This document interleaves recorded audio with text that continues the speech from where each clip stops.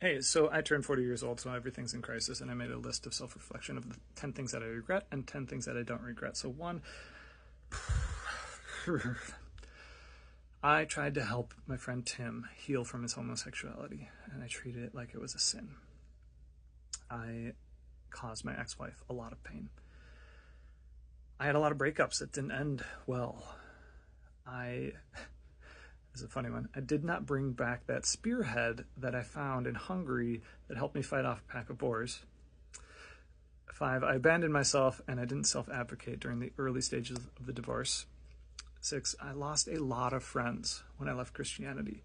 7, I remodeled my house and I look at all the terrible things that I did, like the quality of craftsmanship was just not there yet, and I live in that house still, and it drives me nuts. 8, I gave so much money to the church, like so much money to the church. 9, I did not become fluent in Chinese when I lived in China for 5 years. What? And 10, my guitar has hung on the wall, not doing anything, and I have not played it so much as an adult. I really wish I would have picked that guitar up a lot earlier or more often. Okay, so 10 things that I don't regret at 40 years old. I turned 40, I'm in crisis mode, whatever. Here's 10 things that I don't regret. I don't regret my marriage. I was married for 15 years. I don't regret it. I don't regret exploring my gender. Oh my gosh, what a beautiful journey. I do not regret leaving Christianity. I cannot tell you how much I do not regret leaving Christianity. I do not regret trying substances that can alter the brain. I do not regret remodeling my house, even though on the other list I said I regret like all the things that I did badly. I don't regret actually remodeling my house. 6, I do not regret any romantic relationship that I've had. Every relationship has been an opportunity to get to know somebody who is a beautiful human being, even if it wasn't a good fit. I do not regret. I don't know how to say this. This is TikTok. Come on. Okay. I don't regret trying backdoor stuff. 8, I don't regret having sex outside of marriage. Really happy with that decision. 9, I do not regret leaving the military. Oh my gosh, I'm so glad I'm out. 10, I do not regret that I didn't take on school debt. Feel really good about that decision. Anyway, that's a list of 10 things that I don't regret at 40 years old. Yeah, so this is going to be a whole series. If you want to hear more details and the stories behind each of those, please follow. When I was a Christian, I tried to help my friend Tim heal from his homosexuality. My name's Nate. I use they, them, and I am doing a series on 10 things I do and don't regret at 40 years old. The first thing on my list, the first thing that came to my mind was my friend Tim. I had started and I was running a nonprofit ministry where I was doing a lot of inner healing prayer, trying to help people confront the reality of what they're feeling and the pain that they're carrying from their past, and trying to use prayer to help them find some sort of resolution. And when I met with Tim, God, I don't like talking about this. I had been trained to look at somebody's sexual history first and help them resolve their sexual history, whatever that means. If you're an ex-evangelical, you probably get it. The really tragic part is that he had a really complicated and painful history with his brother, and he really needed to find some healing and resolution in that relationship. And all I did was try to help him resolve his sexual history as a gay man. And I don't know how many times I've just paused in my life and thought about how I contributed to that. Like, I directly took this theology and this doctrine and this concept that he was living in sin, and I supported that, I empowered that, I perpetuated a system of harm to someone who I think is a really amazing person. So when I think about the things that I regret now that I'm 40 years old, That was the very first thing that came to mind. This is a whole series. If you want to hear the other 10 things or the things I regret, I'll also be doing 10 things that I don't regret at 40 years old. Please follow. The second thing that I regret is the pain that I caused my ex-wife. I was really blind to my own bullshit. I could not see my fault. I couldn't see my stuff. I couldn't see it. Everything was her fault. And she pushed back against me like one time, and I threw it in her face, and I reversed it, and I made it her fault. And she cussed me out for the first time, maybe the only time. She went to the basement to just be by herself, and when she came back up, she said she wanted a divorce. And that wasn't the last time she would say that. It was a few months until we officially started the divorce process. But I apologized profusely, and I didn't mean it, because I didn't actually see my bullshit. I apologized because I wanted to stem off a divorce. I wanted to stay together. But I still couldn't see. And she lost herself in our marriage for a long time. She did not have a sense of self, and I thought it was my job to make sure she got it right and to correct her.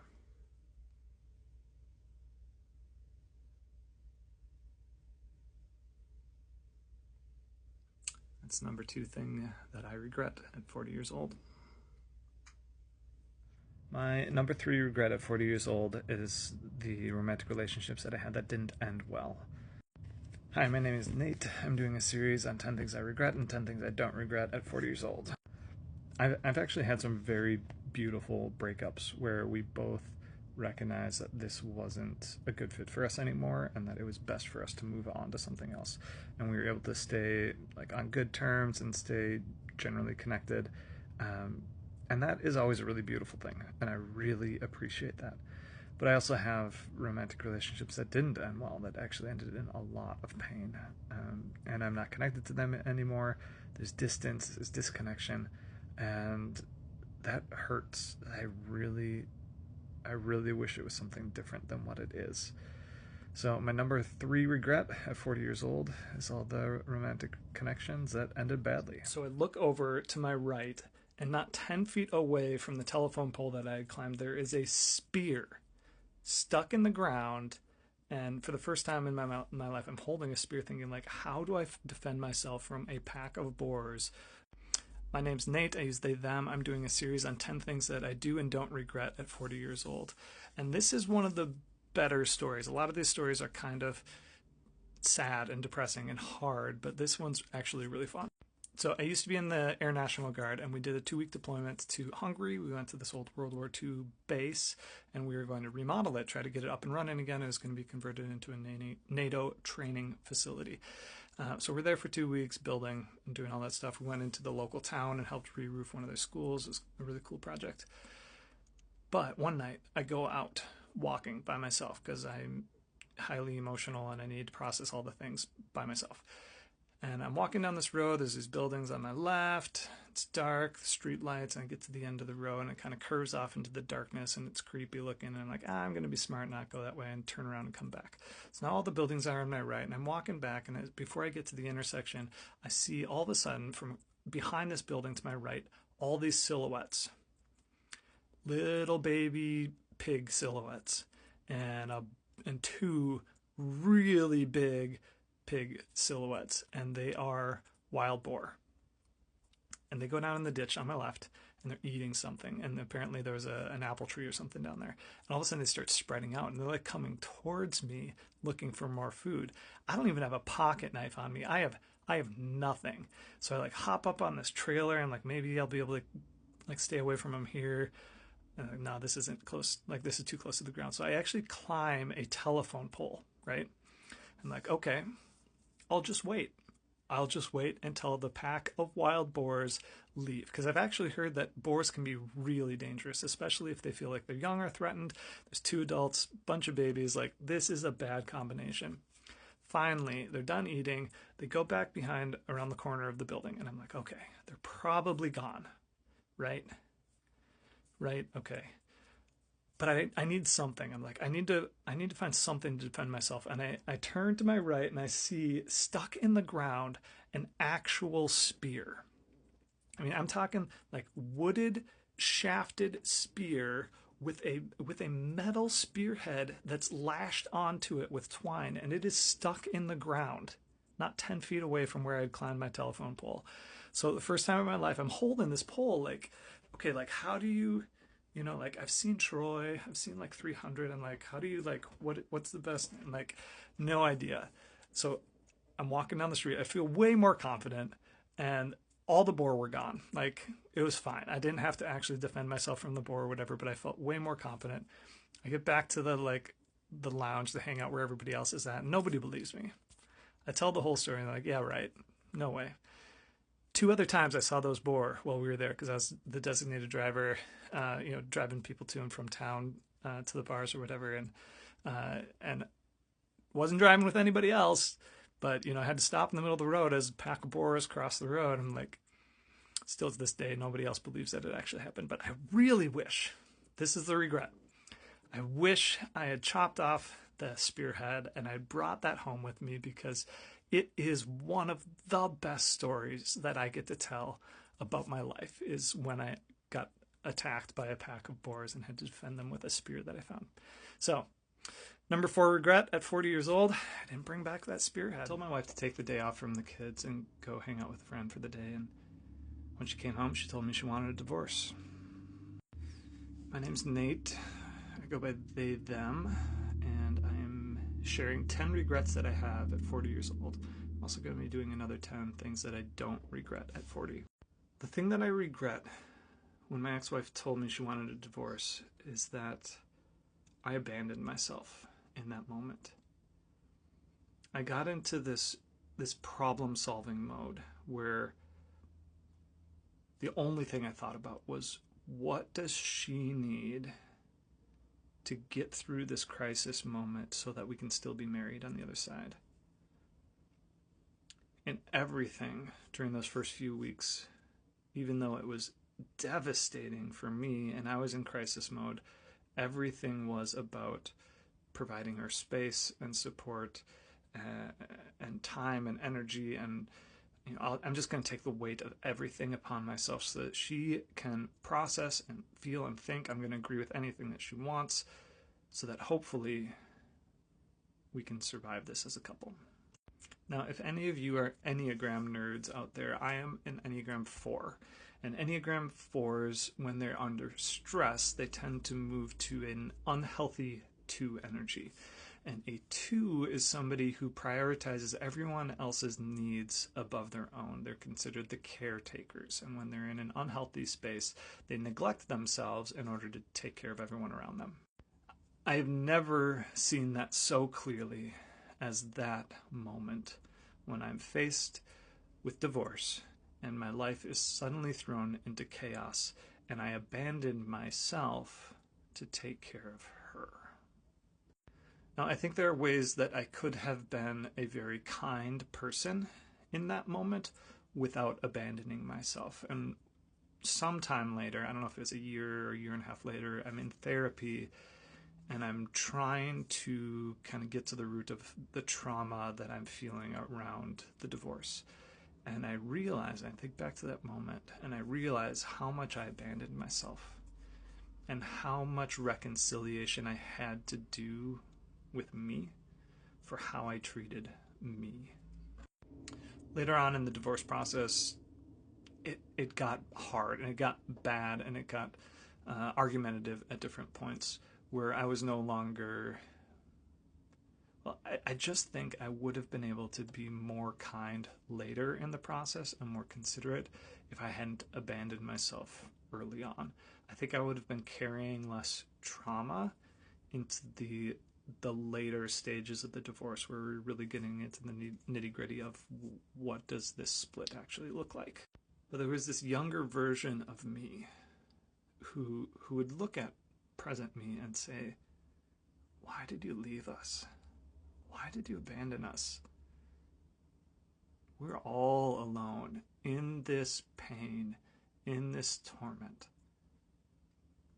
And you just abandoned us here. It is a really hard balance to take care of yourself well in the middle of crisis, when you're used to being a cohesive, integrated unit, and then suddenly you're not, but you still have to take care of yourself, and you still have to be a kind person to the other one that you're disconnecting from. It's almost an impossible ask, but I do regret abandoning myself in that moment. So that is my number 5 regret at 40 years old. I was in the middle of my divorce process and I had started dating again. And I had a friend reach out to me and asked if we could grab coffee. And if you are an ex-evangelical, you know exactly where this was going. My name's Nate. I use they, them, and I'm making a series of 10 things I do and don't regret at 40 years old. I am on number 6. This is the number 6 thing that I regret at 40. When I was about 6 months into the divorce process, we were separated, we were living separately, and I talked to my ex-wife and I said, hey, can we release each other from our marriage vows? I would like to start dating again. And she said, yep. We released each other from our vows, and she was aware as I went out and tried dating for the first time as an adult, because I got married at barely 20 years old. She was the second person I ever dated, ever. So this was a brand new experience for me. But I got a call from my friend, and he said, hey, let's grab breakfast. And I was like, sure, we're really good friends. Let's reconnect. And actually, this friend really helped me in those first 6 months. I was dangerously depressed at certain points in that process. And he is one of the people who helped me survive the early stage of the divorce. At this point, I was feeling much better. I was ready to start re-engaging. Probably too early, but there I was anyway, trying to re-engage the dating scene. And we grabbed breakfast and we sat down, and eventually the conversation turned to him telling me that I will always be married to my ex before God. And it does not matter what I do legally. I could get divorced, I could date, I could get remarried. That doesn't change the reality in God's eyes that I will always be married to her. And he told me that if I ever got remarried, that he would not attend the wedding. And that's the last time I ever spoke to him. My regret is I have lost a lot of really good friends. And a lot of that has to do with me leaving Christianity. A lot of that has to do with me making decisions that my Christian friends don't agree with. This conversation with this friend was still while I was a Christian. And it wasn't long, I don't know, maybe a year after that I officially opted out. There's a lot of people that were really central people in my life who I never talked to anymore. I have a handful of people from my Christian days who I have conversational relationships with. Some have moved away, so I don't see them very often. I can still talk to them, but a lot of them have disappeared entirely.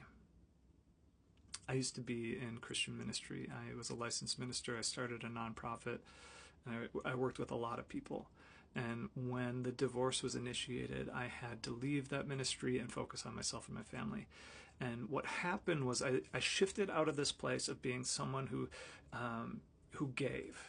I gave a lot to people. I helped them face the reality of their doubts and their struggles and be honest with themselves. I helped mentor a tremendous amount of people. I did inner healing prayer, but I gave a lot to a lot of people. And when I moved out of that space and I became a peer, where I am no longer in a giving role. A lot of people weren't interested in that relationship anymore, and I realized, oh, this wasn't a friendship. I was more in a parental role where I am giving and investing into them and they are receiving, and it was imbalanced. And I really regret all the people who I loved, like genuinely loved, who are just not in my life anymore. Every single day of my life, I live in a house where I can look anywhere in my house and see all the terrible quality craftsmanship of the projects that I did myself. My name is Nate, they, them, and I am making a series on 10 things I do and don't regret at 40 years old. And I am on number 7, and I regret remodeling my house. We will also find this same thing on things I don't regret on the other list, ironically. But there are so many projects on my house that just stare at me and mock me. Some of them, like the sheetrock corner on the soffit in my living room that isn't straight, it just torments me day and night. Other ones are the half trimmed out window that I replaced. I've replaced almost every window on my house. But the trim, it is not done. And it mocks me every day. It's just echoing in my brain and tormenting me all the time. I have a severe problem where I will get a project 80% done where it's fully functional, but it isn't done, and then I will not finish it. And for the next 15 years, it will stare at me, begging me to do something about it. So I don't exactly regret remodeling my house, but I do regret my failure to follow through, and I do regret my craftsmanship, because I started a lot of these projects when I was in my early 20s. I didn't know what I was doing yet, and it was so bad that one year I gave over $10,000 to the church. Between my wife and I, $10,000. We only made about $40,000 that year. My name is Nate, I go by they, them, and I am doing a series on 10 things I do and don't regret at 40 years old. And the amount of money that I gave to the evangelical church still pisses me off. To think about how not only did I participate in the system that was actively harming me and the people around me with just really bad theology that does like psychological harm. I mean, even some of the most fundamental concepts of Christianity, I think, do psychological harm to people. And I wasn't just participating. I was propagating. I was perpetuating. I was funding with so much money. So there's two sides to it. There's the regret of, I wish I had that money back. That would be really helpful, especially now as a single dad of 3 kids. Like, that would be really nice.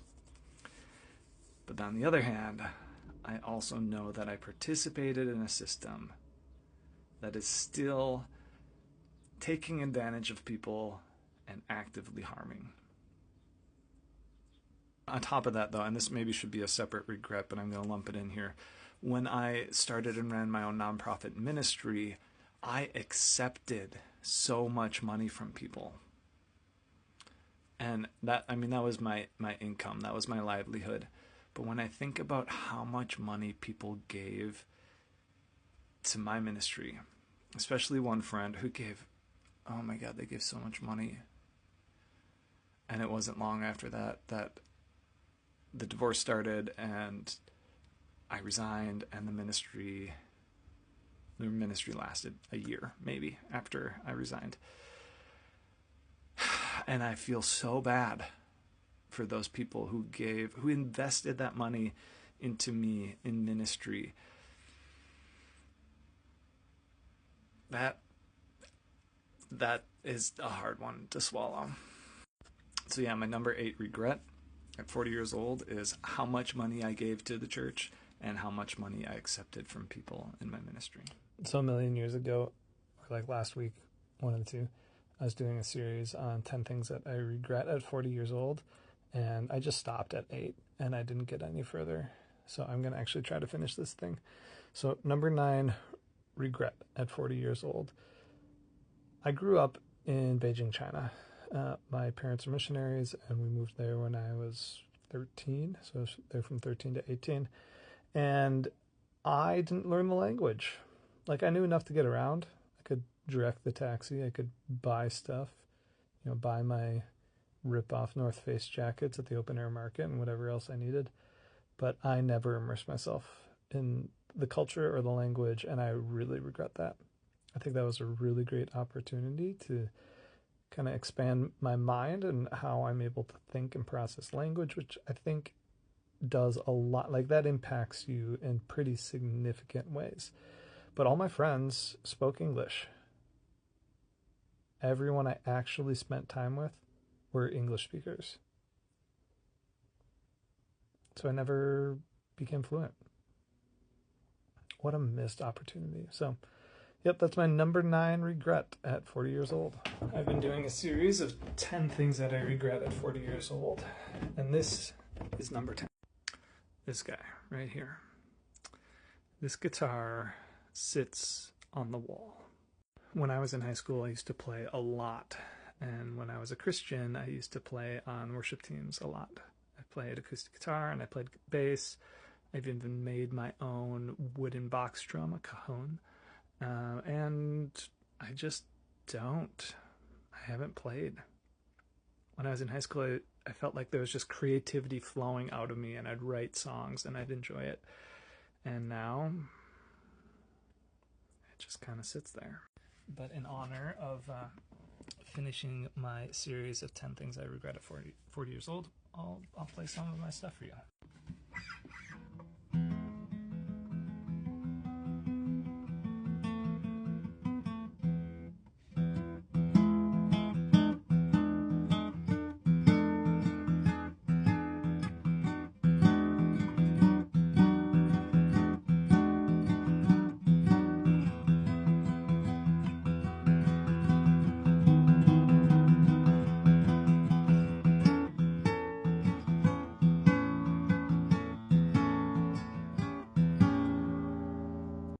I used to be able to play this next one so smooth. Not anymore.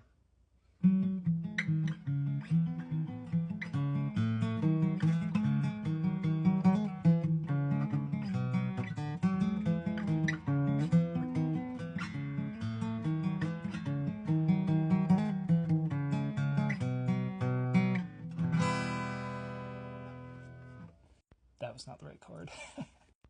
Here's a dark, creepy song I wrote once.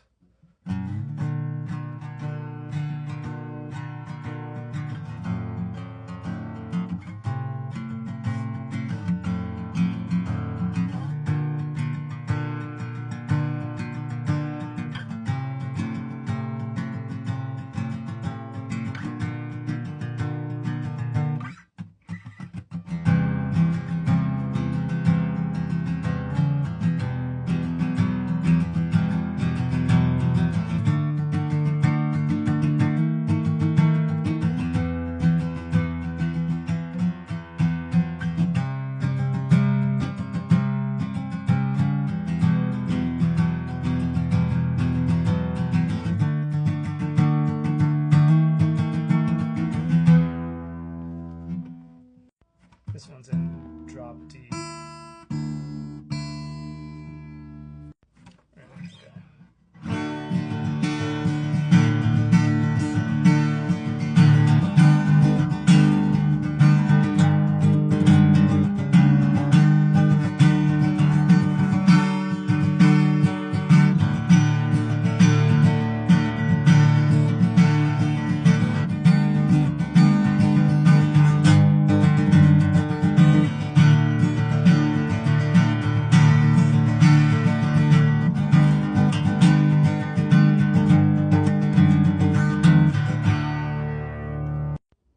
Anyway, it's my number 10 regret at 40 years old. I don't play my guitar much anymore. Oh wait, I forgot. I wrote a really fun bass line. Okay, but I don't actually own a bass anymore, so we're gonna use the guitar. So.